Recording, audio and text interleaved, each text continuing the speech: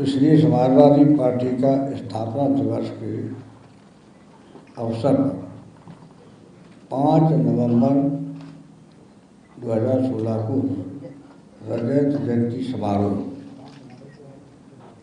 इसका नाम होगा रजत जयंती समारोह। 25 साल में रजत ही कहते हैं। और ये गणेश मिश्रा पार्क में गोमतीनगर लखनऊ में होगा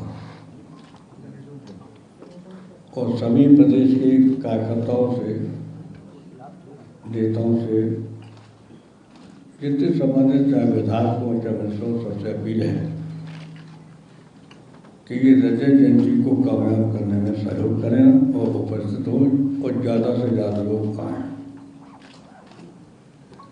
और आपसे अपील है कि बहुत महत्वपूर्ण समाजवादी पार्टी का कार्यक्रम है। 25 साल में हमने 4 बार सरकार बनाई और हम खुद रक्षा मंत्री बने केंद्रीय सरकार में, वो भी केंद्रीय सरकार में बनाने में बहुत बड़ी भूमिका हमारी थी। देवेगौड़ा साहब को किस तरह प्रधानमंत्री का प्रस्ताव मैंने किया, सभी देश जानता है। देवेगौड़ा साहब ने सोचा भी नहीं था, वो मुख्यमंत्री थे कर्नाटक में। पहले मैंने ज्योति बाबू से कहा ज्योति बसु आप बना, उन्होंने मना कर दिया। ज्योति बसु ने कहा मैं प्रधानमंत्री नहीं बनूंगा और निर्विवाद हो रहे थे ज्योति बसु, लेकिन नहीं बने। उन्होंने मेरे ही पेश कर दिया। खैर वो आगे तरीका छोड़िए, जो कुछ हुआ वो आप जानते कहाँ तक विरोध हुआ। अब वो हमारे रिश्तेदार हैं, सगे, तो कुछ कहेंगे भी नहीं। उनको तो बहुत आभार व्यक्त करते हैं कि इतना गहरा सम्मान आपसे जुड़ा। और राजनीति से तो जाना जाना पता जाता। राजनीति में कोई मिनिस्टर बनना, प्रधानमंत्री केवल महत्वपूर्ण नहीं है। अगर संघर्ष करके जो हमारे गरीब हैं, उपेक्षित हैं, महिलाएं हैं, बेरोजगार नौजवान हैं, इनको सम्मान कैसे मिले, ये लक्ष्य समाजवादी पार्टी का है। वो हमने प्रयास किया और आप देख रहे हैं कि मामूली परिवार के आज मंत्री बन गए। यहाँ प्रजापति बैठा होगा कहीं है, देख सोचिए ना,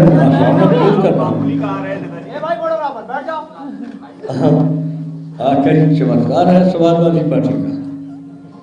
समाजवादी पार्टी की नीतियों में चमत्कार है कि प्रजापति जैसा कैबिनेट मिनिस्टर बना और प्रभावशाली कैबिनेट मिनिस्टर है और आज प्रभावशाली नेता है, प्रदेश के अंदर दौरा कर रहा है, निर्विवाद नेता है। ऐसे बहुत सारे लोग हैं, नाम कहा तक हैं, ऐसे बिल्कुल उपेक्षित थे समाज में, वो मिनिस्टर बने, एमएलए बने, कुछ लोग साके मेंबर बने। वो अलग है क्योंकि हम कम जीते, 39 तक जीते समाजवादी पार्टी के।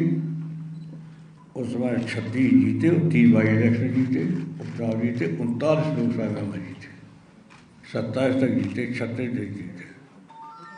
अब इस बार कैसे रह गए 5 परिवार। कुछ लोग लोकसभा में मजाक किया कि परिवार की 5 हैं। उन्होंने बीजेपी के लीडर थे बिहार के, तो मैंने कहा यही तो खतरा है, आपको खड़े हो कम है, क्योंकि जनता को हमारे परिवार पर अगर विश्वास है तो उधर से डरा जाते हैं। ये मैंने कहा, सुना होगा आपको, सुना होगा उसको, कार्रवाई सुनाई दे रही थी। तो कुल मिलाकर ये कहना चाहते हैं कि जब समाजवादी पार्टी बनाई थी तो मेरे बारे में कुछ अपने साथी बैठे सामने, इनके साथियों ने कहा 30 जिले के नेता मुलाकात है। बहुत छपा, टाइम्स ऑफ इंडिया में, हिंदू अखबार में ज़्यादा छपा। ये बड़े अखबार हैं अंग्रेजी के जो बाहर भी जाते हैं। लेकिन हमने 11 महीना में सक्का बना लिया। आपको पता है कि 92 में बनाई पार्टी और ठीक 11 महीना में 93 सरकार समाजवादी पार्टी में। तो इसलिए जनता का विश्वास है समाजवादी विचारधारा पर और समाजवादी पार्टी के कार्यकर्ताओं पर आज भी। और अब आपके सामने कहने इसलिए आई है कि ईद रजत जयंती मनाई जा रही 25 साल की। इसके लिए मैं आप सभी सहयोग चाहते हैं, क्योंकि जो कोई हम दल का सवाल नहीं है। ये सवाल ऐसा है कि अन्य जो राजनीति करने वाले लोग हैं उनको भी सोचना पड़ेगा कि मामूली सी पार्टी बना के कहाँ से कहाँ पहुँचे। दिल्ली की सरकार में महत्वपूर्ण योगदान था, हमारे बिना दिल्ली सरकार नहीं बन सकती जो स्थिति थी। तो हमारा नाम भी आया, लेकिन जो कुछ हुआ प्रभावशाली मिनिस्टर बने और मंत्री होकर के हमने जो किया है सीमा पर वो सब याद करते। और अभी फिलहाल जो घटनाएं हुई तो मेरा नाम कितने लोगों ने लिया कि गुलाम सिंह जी कैसे संभाला था, जब पाकिस्तान विवाद हुआ तब कैसे संभाल लिया था, तब संभाल लिया था और बुरी तरह से पाकिस्तान मनोबल करा दिया था। तो ये सही है कि मुझे खुशी है महत्वपूर्ण नेता ने हमें पूछा कि क्या करें, आप तो सफल हो गए तिरंगे में पाकिस्तान की हरकत से। उन्हें मैंने बता दिया, उन्होंने वो किया भी, वो भी सफल हुए। इसलिए समाजवादी पार्टी भले ही संख्या में कम रह गई हो, लेकिन विचारधारा जो है वो सबसे महत्वपूर्ण विचारधारा समाजवादी पार्टी की है, जो सभी वर्गों को लेकर चलने वाली है। और इसीलिए 25 साल में जो कुछ हम लोगों ने किया है और समाजवादी पार्टी ने महत्वपूर्ण भूमिका निभाई है, इसलिए काफ़ी लोगों को ये और वो चाहते भी थे कि 25 साल में कोई कार्यक्रम बड़ा किया जाए। इसलिए हमने फैसला किया है कि 5 नवंबर को रजत जयंती चंद्रेश्वर पार्क में मनाएंगे और पूरे प्रदेश के पुनः सभी कार्यकर्ताओं से, नेताओं से, मंत्रियों से, सबसे अपील है कि इस कार्यक्रम को सफल बनाएं और देश में एक समाजवादी पार्टी का कार्यक्रम और की विचारधारा फैला। अब पत्रकार में तो इतनी बड़ी तादाद में आए हैं, वो मतलब आपका गुस्सा भी था। हम तो जानते हैं इतनी बड़ी तादाद में पत्रकार आ जाए और बहुत थोड़ा समय देने पर आ जाए, मामूली बात है क्या। वो सभी जिम्मेदार, काबिल, सम्मानित हमारे पत्रकार रहते सब बात। इसलिए आपका अभिनंदन, स्वागत। अब कोई पूछ रहा हो तो पूछेगा, पूछना सवाल है नहीं।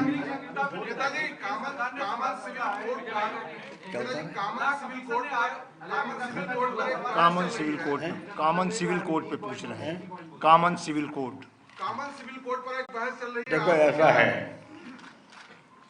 कॉमन सिविल कोड पे अभी हम कोई नहीं कहेंगे, लेकिन जो हमारे नेता लोहिया जी ने इस बात को रखा था और सवाल उठा भी था, उसी समय वो कार्यक्रम में गए और वो कार्यक्रम था महाराष्ट्र में, महाराष्ट्र में था पूना में, पूना के पास। और पूना के पास एक शहर है, मैं भूल रहा हूँ, वहाँ सभा थी। तो वहाँ पर बड़ा तनाव था इसी सवाल को लेकर, हिंदू मुसलमान। वहीं सभा थी उसी शहर में, नाम नहीं आ रहा, इम्पोर्टेंट शहर है। तो बहुत बड़ी भीड़ आई कि देखे लोहिया जी क्या बोलते हैं। तो लोहिया जी को सवाल पर किया कि भाई अरे ये क्या मामला है, ये कोई समस्या नहीं, अनावश्यकता पैदा कर दिया है, मुसलमान कुरान पढ़े, हिंदू गीता और रामायण पढ़े। दोनों हैं छूट, जिसको जो पढ़े वो मिलकर रहिए।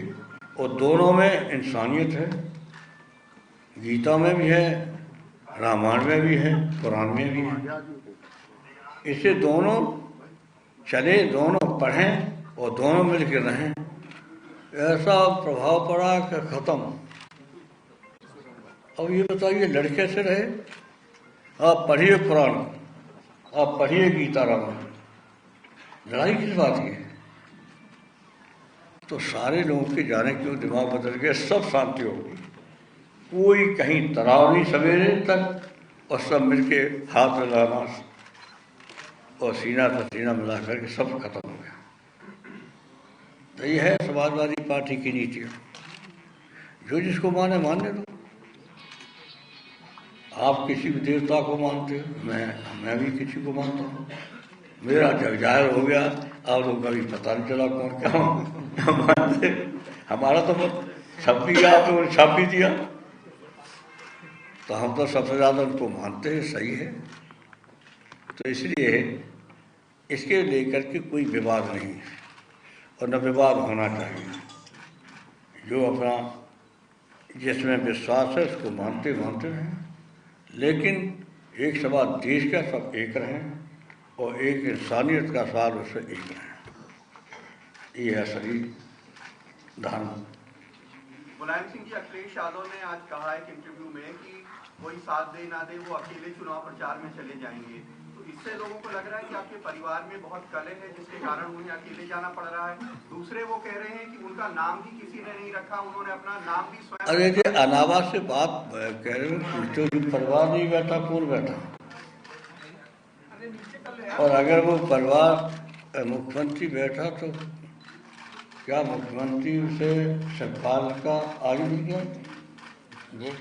बाबा बात करता है फिर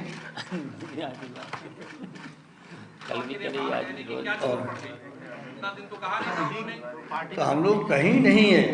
ये विचित्र है पत्रकार मित्रों, पूछ लिया करो। हाँ सच है, कोई विवाद नहीं हमारे परिवार में, कोई भी 3 पीढ़ी से विवाद नहीं हुआ। अब का विवाद होगा?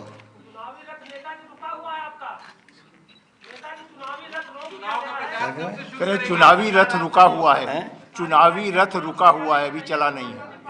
चुनावी रथ जो रथ यात्रा। तो अभी क्या होगा? चुनावी रथ भी चलेगा, चुनावी साइकिल भी चलेगा, चुनावी हेलीकॉप्टर भी चलेगा।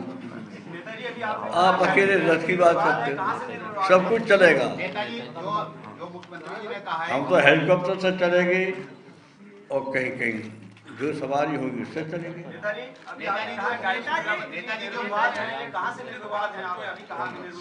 अरे आप कहें ऐसे पढ़े हो, मेरे परिवार में कभी 3 पीढ़ी से विवाद नहीं हुआ, न होगा। और क्यों पूछो?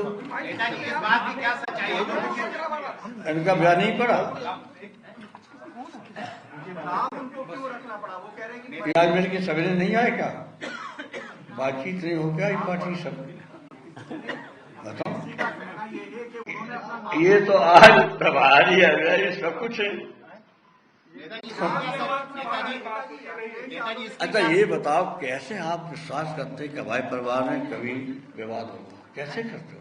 नेताजी इस बात की क्या सच्चाई?